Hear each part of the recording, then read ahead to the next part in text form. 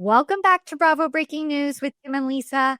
Today, we are diving in to the latest episode of The Real Housewives of Orange County, and we have a lot to discuss because it is getting messier by the episode. Yeah, this is shaping up to be a very heated season. And so far, I gotta say, Gretchen and Tamara are like the least of our worries. We've got the continuation of Jen and Ryan versus Tamara. We've got Katie versus Emily. And now we have Katie versus Shannon, which is a major feud. I think you guys all know whose side I'm on in this one. Things are not looking great for Katie, but I cannot wait to hear your thoughts, Lisa. We're going to get into it all. But before we do, hit that subscribe button so you guys don't miss any more Bravo Breaking News. All right, let's get into it. So we open with kind of an interesting duo. Gina is meeting Katie for like a scalp detox, which I've always wanted to do. I've had like a scalp like massage thing before, but it wasn't quite this in depth and it just looked so nice. But as we all know, Gina brought Katie into this group. She was kind of her her entree into the Housewives world. And so far she's been like, look, I feel bad that I've brought this woman into this group because she's done nothing but cause problems for basically everyone. And so they're kind of like, Gina's open to taking baby steps to making up with Katie, but she basically says, look, I can't trust you. And like, yeah, no shit. Like, we got to talk about Katie. Like, what is this woman doing? She is lying right and left. And I'm like, it's wild. It is wild what this woman thinks she has to do in order to be on this show. She is taking things way too far.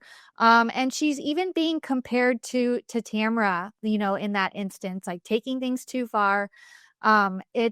It's a lot. I have some thoughts about what we see in this episode, but we also get Tamara and Emily meeting up. And they kind of talk about how, Gretchen and Tamara reunited last week and how they actually play the podcast clip of Tamara talking about Slade and Gretchen and his son and all of that very, very dark stuff. And Emily admits, look, Tamara says the most horrible things, but then she tries to rationalize it. She doesn't think that she does anything wrong. And I'm seeing that pattern with Katie as well. Totally. She's doing things and then trying to rationalize it and make it make sense when it makes absolutely zero sense. No, I mean, Tamara didn't need to say anything about the Gretchen Slade situation when he lost his son. Like, I'm sorry, that's too low. Like, I don't care what kind of past you've had with the person. Don't do that shit. And then now for her to say, I listened back, it's actually not bad. Like, why should I be sorry? I didn't say anything bad. And it's like, Tamara, there's certain things you just don't touch. And it's one thing, okay, like in the Housewives world, it's one thing if it's like a tit for tat. Okay, you do something to me and I do something right back at you. But in these instances, like with Katie and Tamara, it's like no excuse can be given for what they said or what they did, their actions. Like there is no rhyme or reason as to why Tamara had to bring that up on her podcast 3 years ago when her and Gretchen weren't even talking. Was this after Gretchen had commented on Tamara's daughter's post? I don't know if we have the exact timeline here, but it's just like these things that they're trying to make up excuses for. There is no excuse. No. And I'm sorry, like Gretchen should not have commented on her daughter's post either, especially saying like, we've all, suffered at the hands of your mother or whatever she wrote, like so dramatic. But at the same time, I don't think it's the same. Like his son died. That's awful. Do not go there. But Tamara, she's going to go there. If there's one thing that you can count on Tamara Judge doing, it is going to the deepest, darkest pits of hell, of like the lowest that you can go, Tamara Judge will go there. And it keeps going. Yeah. All right. So, you know who's having a problem with this is Jen. Jen is still very much on the anti Tamara train, rightfully so. But we see her going to lunch with Heather and Shannon. And Heather's, inviting them to her birthday party 2 months after her actual birthday. And she says, well, is Tamara going? And Heather's like, well, I mean, I invited her. And I kind of hints that like maybe Jen shouldn't bring Ryan because Tamara's going. And Jen just loses it. She is basically calling out Heather for defending Tamara, taking her side, saying, I don't understand why you stoop so low to be friends with her. Are you afraid of her? So, I mean, Jen really surprised me in this moment because usually she's pretty like when she has a problem, she's able to kind of reel it in, but she just let it all out. I mean, she was very upset in this moment. And I'm curious to hear like your reaction when you saw this scene. I love it. I love that Jen is standing 10 toes down and not giving in. Like, we see these women do horrible things together, and then the next season, it's like, oh, let's just try to make up. No, Jen is not giving in to Tamara's bullshit because what she did was, in fact, try to ruin their lives. The FBI is no joke. These are major legal issues that she brought up. Jen said that they had to investigate her family, make sure that it was a safe place for her kids. I mean, that is really, really serious. And I don't blame Jen for still being mad at Tamara and calling out Heather. Can we just talk about what Tamara has on Heather? Why do they have this like blind loyalty? Why does Heather stand so strong with Tamara? Always, always. It doesn't matter what she's done. Heather doesn't seem to think that she's done anything wrong. In fact, she thinks the opposite. Oh, you've changed. You're such a calmer person now. Like, what? Yeah, that was something when they sat at lunch and she basically opens with, I see a lot of changes in you. You're very calm. I, maybe she's seeing something different, or maybe it's just the fact that like we're seeing edited moments, put together. And Heather is seeing more like she's exposed to more. So maybe in more situations, Tamara is calmer than she has been in years past. But that was kind of crazy when she said that. I don't know. Is it just that Heather has like the history with Tamara, or is it that Heather knows, hey, we're on a show and I can't just not invite the person that has conflict with people because that's not going to make for good television? I feel like it's more that part. HD is smart. She's a smart cookie. She knows what she's doing. So maybe it is partly that. Let's talk about the recording though, because at this martini lunch, they do bring up, of course, Katie's recording. And this is when Shannon absolutely loses it. Heather confirms that she did talk to Alexis, and Alexis confirmed that she did hear the recording. Um, I am pretty upset that we are actually still talking about Alexis because I know that she loves the fact that she is like still involved in all the drama on the show, even though she's not on it. I wish we could move on from her, but I do think that this piece of information is crucial to the storyline and definitely makes Shannon's fury like definitely more understandable because the fact that you know, Katie is saying that, first of all, she recorded it, which absolutely there's no excuse for that. Second of all, she's saying that she only played it for her husband and now it's coming out she played it for Alexis. Like, that is dirty, dirty stuff. So dirty. I was trying to like put myself in that situation and trying to think like why would she record it? Like what other reason does she have other than to use it against Shannon at some point? I never in my life have I, been caught in a situation where like I see something from a friend and I'm like, my first instinct is to stop what I'm doing, even if it's hanging up on an investor call, to hit record. Like that's that's wackadoo. Yeah, like first of all, you're on a business call and you choose to hang up and hit record on your friend.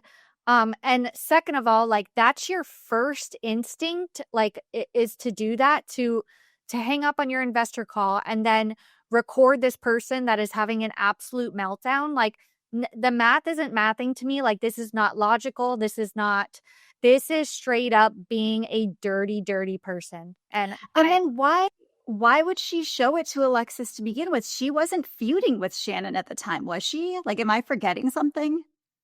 I don't, well, I guess they were in the lawsuit, or yeah, I mean they were this No, but I photo. mean, Katie was not feuding with Shannon. So why would Katie run to Alexis and play it for her?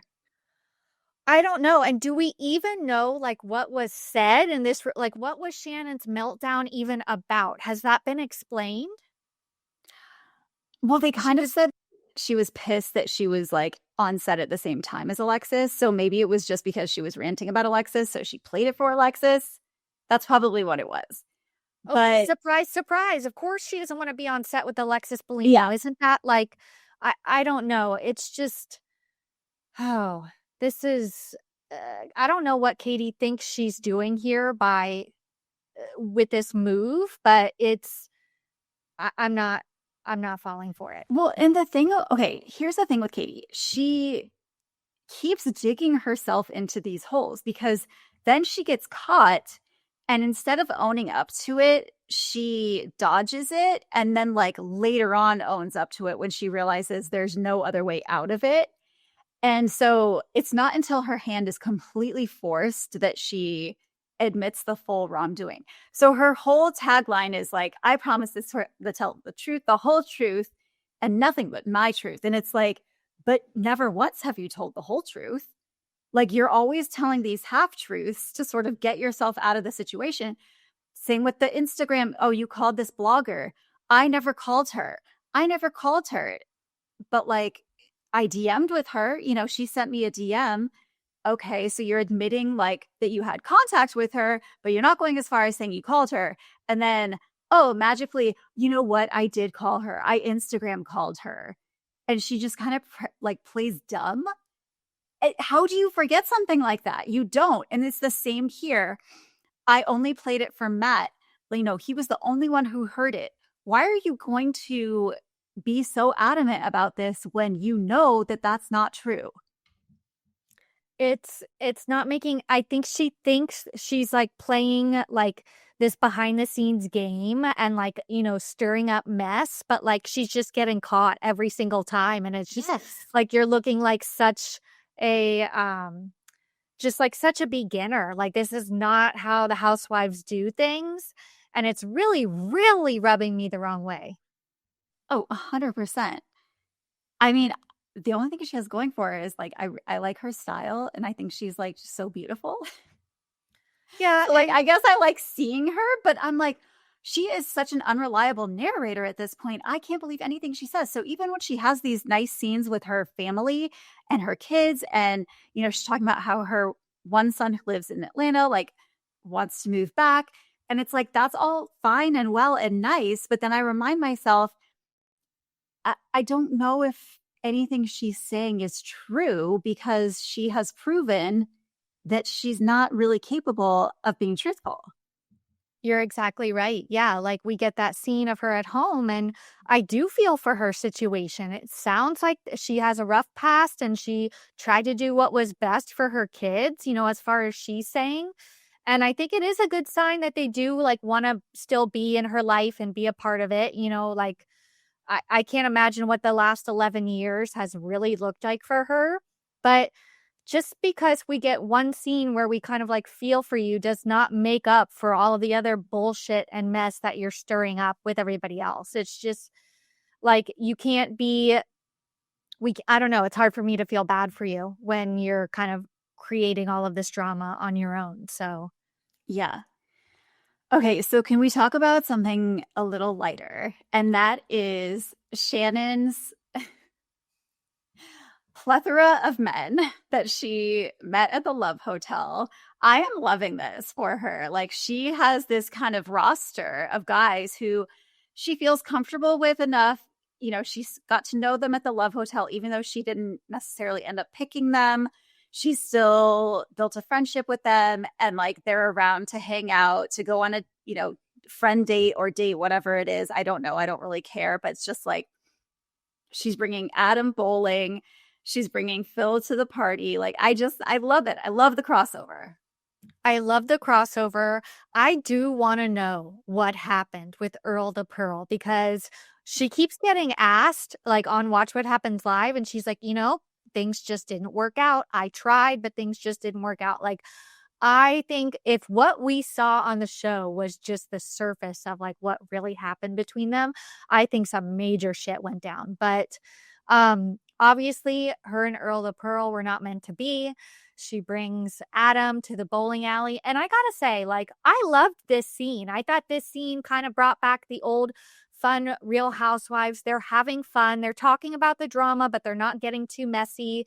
Gina is grilling Adam like asking him every single question in the book. And she's like, look, I can't stand to have another John Jansen 2.0. Do you say that you're private, but do you really want to be famous? Da da da da da. And it does, like, she kind of has a point there because these men, came to be on this dating show on Bravo. So do they have ulterior motives? I don't know. But either way, it was a fun scene. It was like just fun to see them having fun. I feel like we don't get to see that a lot. Totally. I mean, Gina's really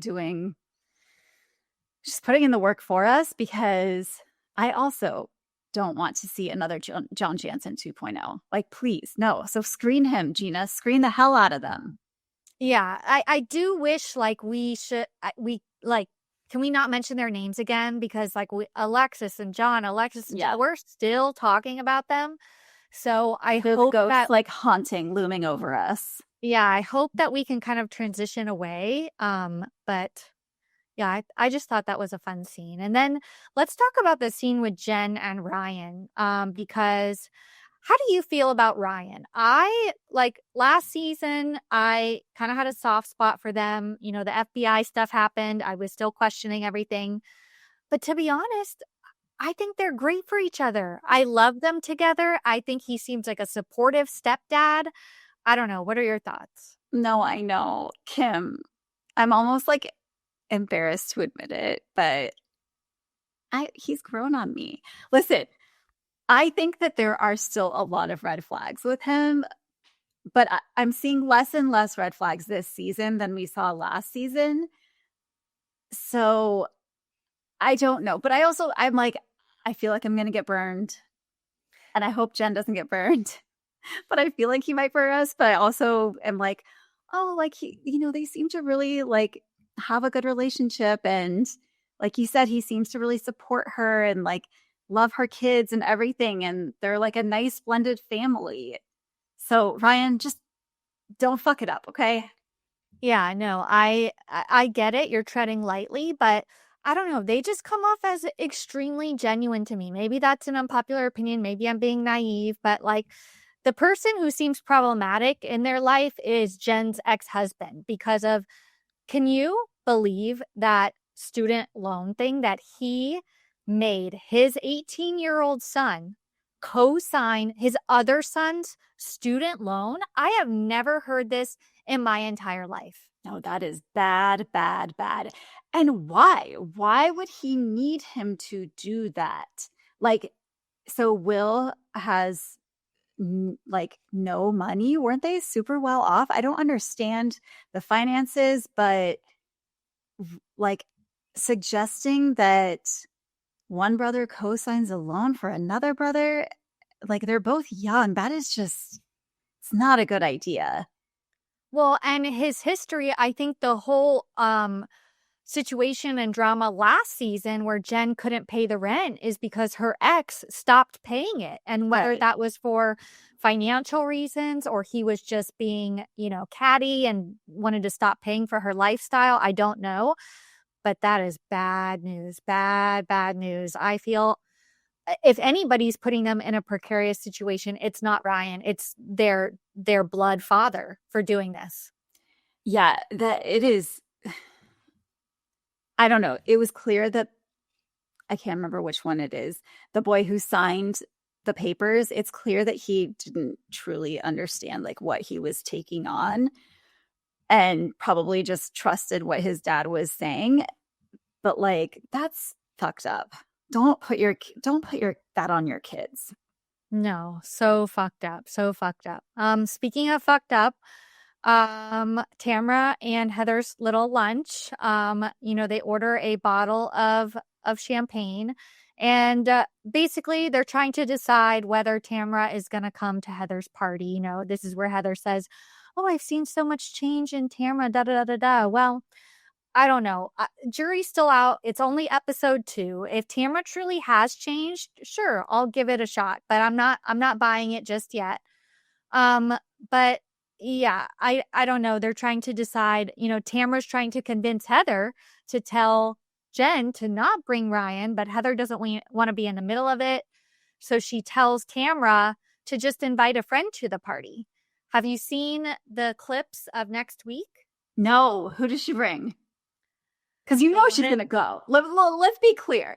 In no world was Tamara ever not going to this party. Okay, like she's gonna go to the party. So this is just a whole dog and pony show of, well, my lawyer says that I shouldn't be around them and that, it's not worth it. Like I shouldn't go near them. Of course you're gonna go near them. Of course you're gonna be around them.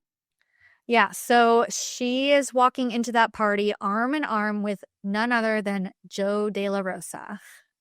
Oh, okay, Joe. Joe's making a comeback. Gretchen and Slade are inside. Did So, Joe and Gretchen have overlap? I can't remember. oh, I don't know exactly. If you guys know, drop it in the comments. But I, I Of mean, course, they maybe there share was, next, but yeah, I mean, like, of course. They wait, can't be on good terms. That's all I'll say. So I am interested to see them interact because that will be interesting. But let's jump into Heather's party because once again, I enjoyed this party. This was a Housewives level party that we haven't seen, I feel like, in quite a while. I mean, it's Heather Dubrow. She knows how to throw a good party. She said it herself. Is there a standard that like I need to be that I hold myself to when it comes to throwing parties? Absolutely. And she's going to go all out. She's going to think of the catering. She's going to think of the venue. She's going to think of the activations at the party. You can't just have drinks and food and expect everyone to be standing around. You got to have the joint rolling bar and the people typing haikus and Like, is that really necessary? no, but it's something fun to do. Um and yeah, it looked really beautiful. I mean, she goes all out. She knows how to do it. Now, it costs a lot of money, but And it is a birthday party 2 months after her actual birthday. But meh. I think it's clear that she was waiting for filming to start to throw this party. So I think that's the only reason we need. Oh, Kim, you're so smart. I didn't even think of that. But yes, you're absolutely right. Yeah. Um, okay, so yeah, it looks amazing. I'd love to go to one of Heather's parties. Even Josh Flagg showed up. We saw a little glimpse of Josh Flagg. I hope we get to hear from him, but um I don't know if that's gonna happen. Okay, so we see Katie come in, right? And she's kind of waiting for Shannon to come in. I feel like she goes into these situations thinking it's going to be fine. Like everything's going to be fine and just doesn't quite understand the gravity of, what she's done. And even her husband's like, is Katie going to, like, Katie's here. I bet she's going to get annihilated. Yeah, no shit. Your wife is like toxic. It's so crazy. It's so crazy because, like, on the surface, she seems just like nice and normal. And I feel like she might legitimately have a problem with the truth. Like, it's almost Jax Taylor esque, where Well, her first instinct is to lie. Well, and I just think that she's in over her head. Like I feel like some people just like aren't cut out for this environment, this reality TV environment. And I feel like she might be one of them. I'm not saying that I would be perfect for this. I'm just saying, like, I feel like some people get so far in over their heads, talking to bloggers, leaking stories, doing things that, oh, maybe this will, help me create a storyline. Oh, maybe this will help create Mhm. drama. But like, I think she's just taking it too far. But yeah, she comes in and she's ready to be annihilated. Meanwhile, Shannon walks in with Phil. Love to see him. That was fun. And Shannon just is like making me laugh this whole party. She's like, all of this is fattening, and then proceeds to just pull a grilled cheese off of the It was very it was very Mean Girls where like whatever, I'm having cheese fries. yeah, oh totally, totally. And it it doesn't really take that long. Shannon is basically choosing to avoid Katie, but it doesn't seem like Jen and Katie really want that because they go to approach Tamara as soon as she sits down with that grilled cheese. Like, at least give the woman 5 to 10 minutes to eat her grilled cheese before you approach her and choose to have this serious discussion. I mean, come on now. Let the woman eat her grilled cheese in peace. And then she didn't even get to enjoy it. She had to get up and walk away. So she starts by apologizing. Okay, great. I didn't mean to hurt you. Okay, then what was the point of it? And Shannon says, look, what you did was not only fucked up, it was illegal. Like, because it is illegal in the state of California to record someone without their knowledge. And Katie says, well, you came in on speakerphone. And so you made it everyone's business, which, okay, fair. Like, Shannon, I don't know why you're on speakerphone, put in some AirPods. But still, to have your reaction be, oh, my friend sounds like she's in crisis, let me record her, is just so strange. And I don't like, there is no excuse, Katie. There's no excuse, even if it's, oh, I just played it for Matt, because Shannon already knows that that's not true. She's like, no, you didn't. I know you played it for Alexis. Yeah. It's clear that Katie is being caught in yet another lie. Nothing adds up with her ever. Shannon tells her, "Look, I've been to the bottom of the barrel with all of these people in this cast. No one has ever reached this level. Like, I'm worried about your mental state." And, Katie's like, "Oh, I'm pretty calm. I don't think you should worry about my mental state." Like, psychopaths can be calm. Like, that doesn't mean that what's going on in your brain is normal, because obviously what she did is not normal. And I think that Shannon makes a good point that this happened shortly after Katie was the one that told Shannon that Alexis and John had recorded videos of Shannon during the night of the DUI. This absolutely broke Shannon and was a storyline for, several episodes last season. Mhm. Obviously, it was a part of the lawsuit and everything between them. So why she would choose to do this after knowing all of that is absolutely diabolical. And like, Shannon just goes off. Like, you are in the category of John Jansen. You are worse than Alexis Bellino, worse than Tamara Judge. How dare you? Do you think that Katie is worse than John Jansen, Alexis Bellino, and Tamara Judge?